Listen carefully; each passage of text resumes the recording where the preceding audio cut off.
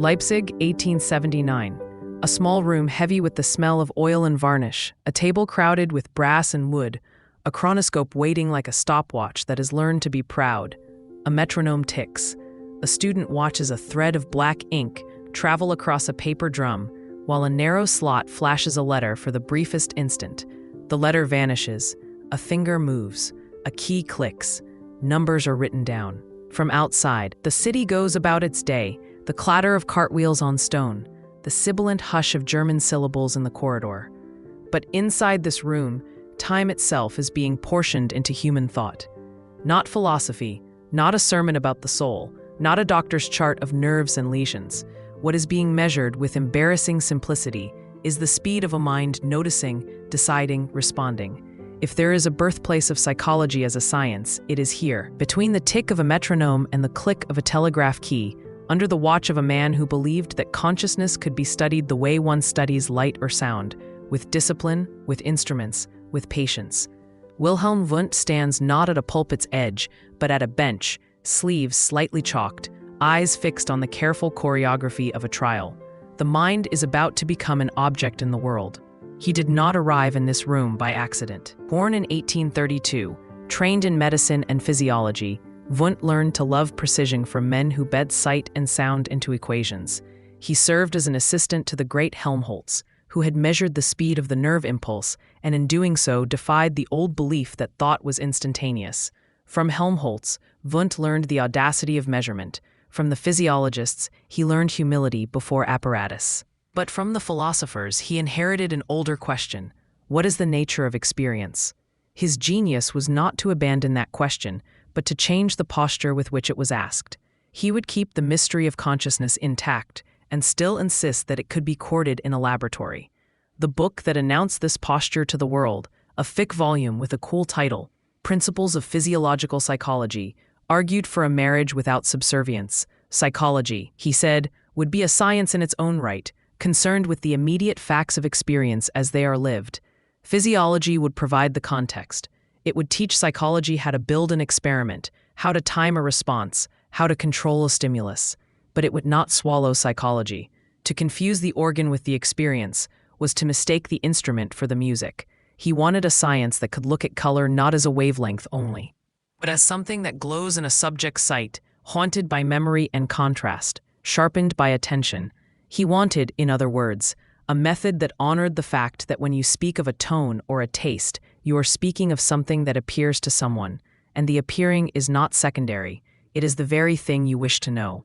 So he built a room where that appearing could be evoked, disciplined, and described. The tasks seem almost childlike if you list them. Press a key when you hear a sound. Say whether two lights are the same or different. Decide, as quickly as you can, which of two buttons to press when a letter appears. But inside these small chores are questions as old as philosophy. How long does it take to attend to a thing? What is the difference, in time, between merely sensing a tremor of sound and recognizing it as a signal? If a stimulus is present for only a blink, what parts of it remain available to the mind's hand? These are questions about the architecture of consciousness, posed in the language of milliseconds. It is easy to laugh at a brass chronoscope until you realize that the instrument is a wager. If the durations of experience can be measured, perhaps the structures of experience can be articulated, and if they can be articulated, perhaps the age-old debate about the mind can be moved from the parlor to the bench. Wundt called his strategy experimental self-observation. He did not mean the casual introspection of the armchair. He wanted observers who were trained the way a musician is trained, tuned to notice the onset of a tone and the decay of a chord, the sensation versus the judgment perched upon it. He controlled the setting, repeated the trials until habit steadied the hand, and then asked for reports that were as spare and precise as possible. What was given to consciousness immediately was permitted. What was an afterthought, a theory about the experience, was not. It is fashionable to say that introspection failed, and in some hands it did. But in Wundt's laboratory, introspection was not idle reverie. It was a disciplined report from the only witness to a mental event, the subject having it. The experiments took on a rhythm. There was the simple reaction time, where a participant pressed a key when any light appeared. There was the choice reaction, where a particular light required one response and another light demanded a different one. Subtract one time from the other, and you get the duration of a decision, the irreducible cost of choosing. There were studies of thresholds. How bright must a light be to be seen at all? How much heavier must a weight be before it feels heavier? And in these studies, the old psychophysics of Weber and Fechner found a home inside a psychology that wanted both number and nuance. There were tachystoscopes that flashed letters too briefly to read, and yet left traces that could be pried at with questions. There were illusions that taught humility. The senses do not always tell the truth. Or rather, they tell the truth of the system that has evolved to make fast guesses about a world it can only sample. The room was not isolated from the wider intellectual weather. Students crossed borders to sit at Wundt's tables. Americans arrived and returned home with a new conviction that universities across the Atlantic would need laboratories of their own if they wished to study the mind without begging philosophy for permission. A young visitor named Hall would later establish a laboratory in the United States. Another, Cattell, would become a champion of mental measurement. A gifted Englishman, Titchener, sat at Wundt's lectures and then rerouted some of the master's ideas into an American program that would be called structuralism, with its emphasis on the elements of consciousness and their combinations. A stern and brilliant younger colleague, Kulpa, would carry the method into new territory and then defy it with a finding that would scandalize the orthodoxy. Thought, he said, did not always come to consciousness, dressed in images or sensations. Sometimes there was a direction, a knowing how, an intention without picture. If you tell a person to add, the adding is present without the sound of numerals in the mind's ear. Wundt bristled. To him, such claims smelled of the old speculative metaphysics he had worked so hard to escape. The argument that followed, the so-called imageless thought debate, was more than a quarrel about method. It was psychology discovering that its subject would not sit still inside any single technique. What kept Wundt steady was not a naive faith in apparatus, but a doctrine about the hierarchy of mental life. The elementary processes of sensation, perception, and attention could be studied with reaction times and thresholds. The higher processes, judgment, inference, the saturated complexity of language, were another matter. To insist that they be dragged into the laboratory by force would be to misdescribe them. So Wundt did something that seems paradoxical, but was in fact coherent. He gave the laboratory to the study of the elementary and founded another project for the study of the higher, a sprawling inquiry into language, myth, custom, and culture. He called it a psychology of peoples. The same man who timed a finger's twitch wrote volumes on how a community's stories reveal the forms of its mind. From our vantage, this looks like a split. In one hand, a stopwatch, in the other, an epic about the origin of words. But to Wundt, it was a single enterprise with two different lenses. The immediate experience of a tone can be measured in the lab. The meaning of a sentence or a law requires that you examine the products of a collective mind as they evolve across generations.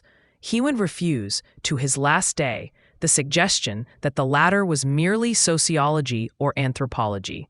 It was psychology extended into its natural social habitat. In the same way that a single cell can be studied under a microscope and an entire organism must be studied in motion and in company, so too must the mind be approached at multiple levels. A philosophy hidden in this practice is worth naming plainly. Wundt believed in mental causation, not in the sense that ghosts push atoms, but in the sense that mental states are not reducible, without loss, to their neural correlates or their physical consequence. His favorite example was the way purposes multiply. You set out to achieve one end, and in the act you create new motives that did not exist before.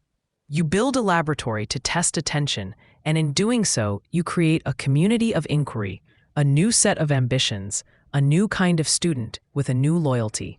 If you try to predict the arc of such changes from physics alone, you will find yourself missing the plot. This is not superstition. It is the simple insistence that when you are speaking of an intention, you are speaking in a vocabulary that belongs to the domain of persons. Psychology, as he practiced it, nurtured that vocabulary while tying it to the discipline of measurement. The room in Leipzig made enemies. Those who preferred a sweeping synthesis of mind and world found the experiments trivial. Those who were entranced by the clinic's drama fought the laboratory style.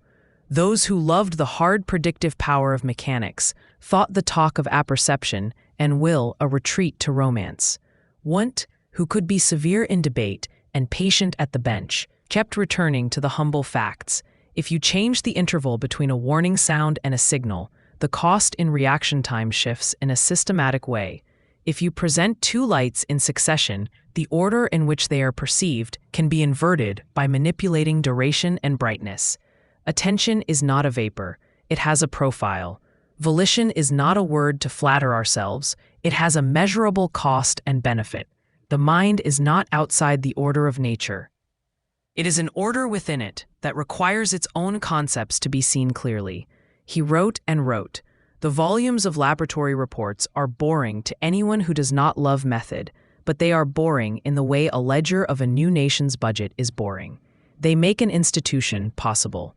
He also wrote the long cultural work, a chronicle of language and law and myth that has aged unevenly, as all encyclopedic projects do, but that was motivated by a sane idea that what we are as minds is partly revealed in what we make and preserve together. Between the bench and the library, he brought into being not a doctrine only, but a social fact, a discipline with its own journals, its own apprenticeships, its own quarrels and genealogies. Before him, to study the mind seriously was to be a philosopher or perhaps a physician with a taste for the speculative. After him, it could mean being a psychologist with a room, a set of instruments, a timetable, and a question that could be answered by data. If you want to understand the audacity of 1879, imagine what counted as knowledge about the mind in the decades just before. There were brilliant treatises on ideas and their origin. There were medical reports of the effects of lesions and intoxications. There were laws of sensation that tied just noticeable differences to the magnitude of stimuli. There were neurologists who could localize a function to a fold of cortex with a surgeon's finger. But there was very little that treated consciousness itself as something that could be experimentally varied and recorded in the living subject, repeatedly, by design. The image of a young person pressing a key at the appearance of a dot looks humble, even silly, until you grasp it as a declaration. Mind is not a vapor that evaporates under scrutiny. It is a form that leaves a trace you can count. Because of this declaration, the story moves. Across Europe and America, rooms like Wundt's appeared. Some carried his method exactly, others mutated it for new ambitions. In the United States, a loud and confident voice would soon claim that the inner life should be thrown out of science entirely. Behavior would be all. To a later generation trained in that creed, Wundt would look like an ancestor with a quaint habit, asking people how things seemed to them. But this caricature shortchanges what he built. Even the behaviorists counted responses and times and errors in the manner he had concretized. Even those who banished the word consciousness inherited the schedule of trials and the ethic of control from his bench. And when the pendulum swung back toward mind and meaning, and then toward brain and computation, the idea that subjective experience could be investigated without dissolving into mere memoir was waiting on the shelf he built. It is easy to tell this story as if a single room remade the world. The truth is messier and more useful. Wundt was a hinge. Behind him, philosophy in the grand style. Beside him, physiology in its heroic age. Ahead of him, a science that would, at its best, learn to move between the subtlety of subjective report and the blunt honesty of equipment. He stands there with his stopwatch, not because he wants to make life small, but because he wants to make certain kinds of claims possible. If you can say, with evidence, that adding a choice costs a measurable span of time, you have learned something about the structure of attention that an oration cannot supply. If you can show that a person's threshold for a tone changes with fatigue, you have written into the record a fact about mind's dependence on state that moralists once mocked and poets once only intuited. The portraits of him show a face that looks more like a schoolmaster than a revolutionary, but in a sense, he led a quiet revolt. He insisted that the mind belongs to nature and that it ought to be studied as such. He insisted, too, that nature includes the human point of view. He did not wander away into the claim that the mind was only brain or only spirit. He kept a middle road, and the road became a corridor with doors. Behind one door, subjects sit with their chins in rests, eyes fixed on a cross, waiting for a letter to appear. Behind another door, scholars argue about the roots of a grammar and how ritual modifies feeling. Behind another, a group trades notes about how attention can be trained. The corridor is the discipline we now take for granted. There is a small scene I like to imagine, even if it never happened in exactly this way. A student has arrived in Leipzig, nervous, excited, with a letter of introduction in hand. He has read philosophy until the pages blurred and loved it, but he wants more than eloquence. He is ushered into the laboratory and shown the instruments. He has never seen a device that can mark a tenth of a second so cleanly. He is asked to sit and take part in a trial. He does, and afterwards he watches as his response is recorded alongside those of others, and averages are taken, and a little table of numbers is considered, and then an inference is made. He leaves the ring feeling that something has occurred that is not merely a new fact, but a new kind of fact. He writes home and says, in effect, you can study the mind with your hands. What Wundt called apperception deserves a moment in the light. He used the term to name the act by which the mind gathers and shapes what is given. Perception, in the narrow sense, is the registration of a stimulus.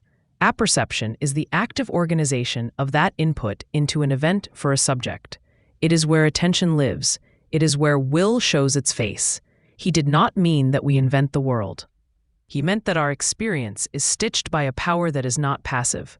The laboratory's small tasks were designed to let apperception reveal itself in timing and error and threshold.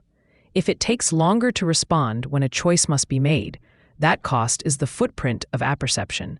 If a series of flashes appears to fuse into a continuous line at a certain speed, that speed marks the span of the mind's sewing. He spoke also of creative synthesis. The idea that elements combined in the mind can yield a result that is more than a mere sum. A chord is not 3 tones simply added. It is a new thing with a mood. A sentence is not 5 words in a row. It is a meaning with a force that none of the words carry alone. The laboratory's modest manipulations, change the interval, change the order, change the intensity, were ways to watch synthesis at work. This was not metaphor. It was an attempt to tie our richest experiences to parameters that could be varied. Critics, then and now, say that human life leaks out of such measurements. Where in the blink and the beep is love, grief, imagination? Wundt had an answer, though it is rarely credited to him. Love does not disappear under measurement, he would say. It refuses to be measured in the ways a tone is measured. That is not a failure of science. It is a category reminder. For love, go to the cultural side of psychology and watch how a community talks about it and what it does for their laws and songs. For grief, listen to the ritual. For imagination, read the myths. And then, if you wish to return to the bench, study the fatigue that follows a night of weeping, the narrowing of attention in sorrow, the dulling of thresholds after vigils. The point is not to flatten life. The point is to build a set of approaches that respect what each level reveals. As the 19th century gave way to the 20th, the winds stiffened, laboratories multiplied, clinics flourished, theories went to war.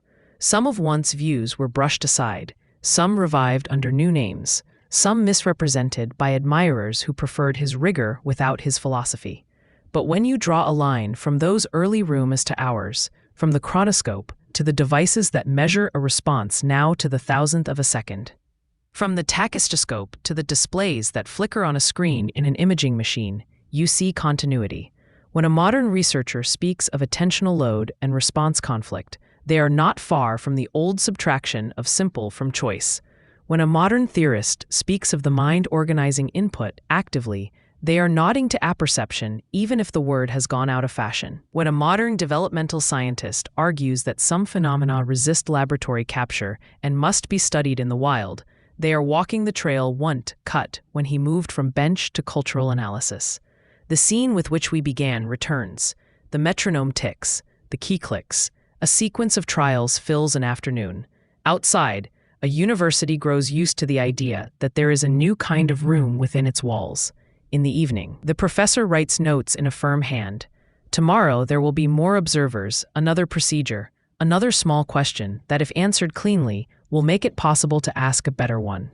The revolution here does not make noise. It makes schedules. It makes habits. It makes apprentices who will travel far and plant similar rooms in other towns. It makes the kind of patience without which a science dies young. It would be fair to say that Wundt lived between two temptations. One was the temptation to reduce mind to mechanism in the most simplistic way.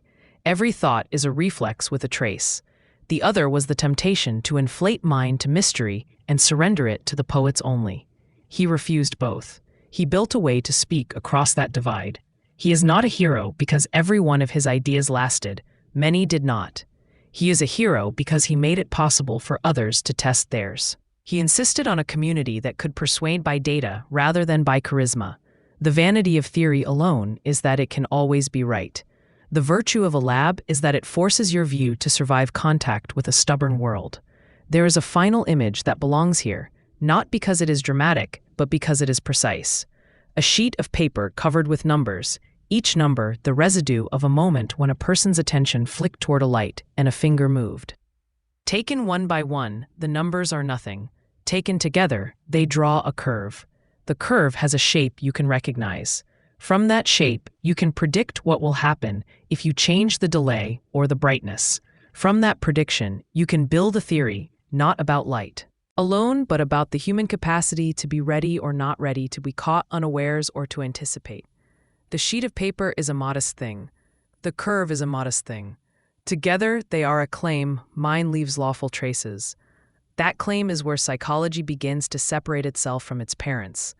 It bows to philosophy for its questions and to physiology for its tools, then takes the questions and the tools into a room and says, "Let us see." When Wundt died in 1920, the world he had helped midwife was already arguing over what counted as real science in the study of the mind. New schools would arise and declare the inner life off limits. Others would bring it back by way of memory and computation. Throughout these swings, the image of the Leipzig room remains instructive. It tells us that good faith with experience is compatible with rigor. It tells us that a subject as intimate as attention can be addressed without either violating its privacy or drowning in subjectivity.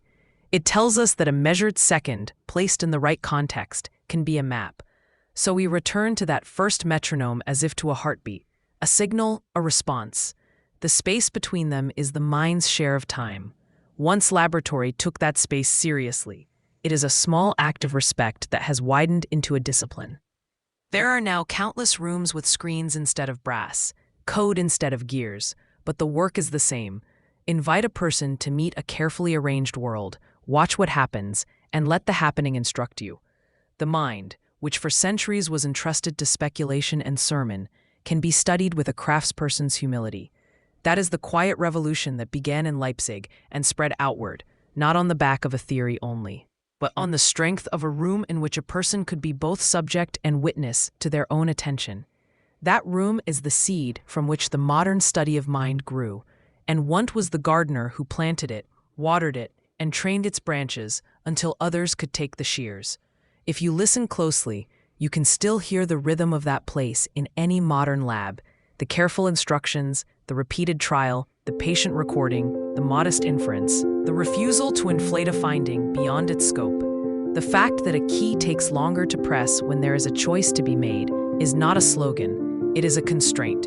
It is a friend to anyone who wants to connect the word attention to immeasurable cost, and from there to build a theory of how we hold a world in mind. In that sense, the first psychology laboratory was less a museum of odd devices than a declaration of intellectual temperament. We will ask for what experience is like, but we will ask in a way that allows disagreement to be settled by something other than force of personality. We will admit that some things yield to the bench and some do not, and we will build approaches for both. We will accept that the subject of our study is us, and that this makes the work harder and more necessary. The bell that rang in Leipzig was not a call to worship and not a factory horn. It was the impartial signal of a trial beginning. The person in the chair waited. The flash came. The finger moved.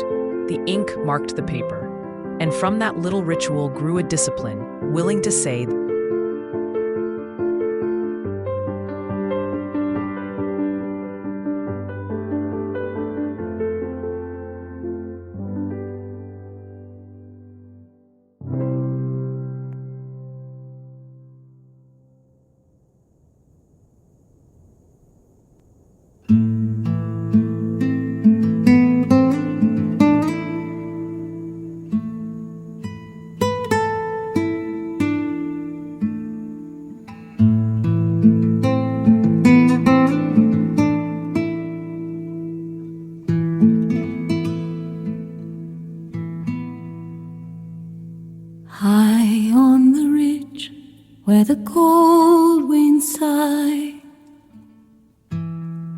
Whispered prayers drift beneath the sky.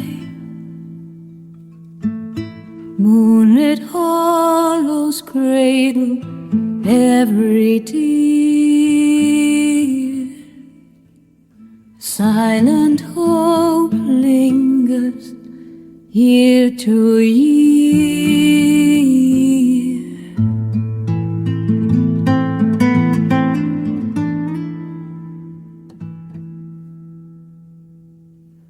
Oh, carry my song through the mountain's veil.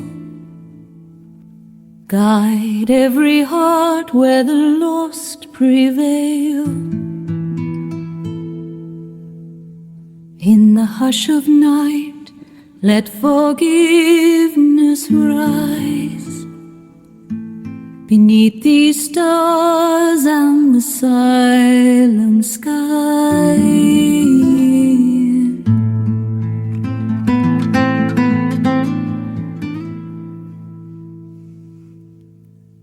Ashen fields lie under drifting snow. Footprints vanish where the night winds blow. Hands folded tight, we speak our fears.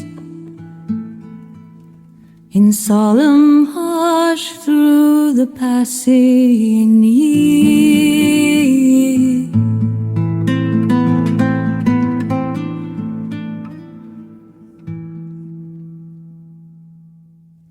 Oh, carry our song through the mountain's veil.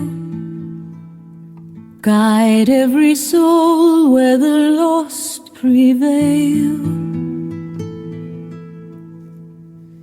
In the hush of night, let forgiveness scan the skies.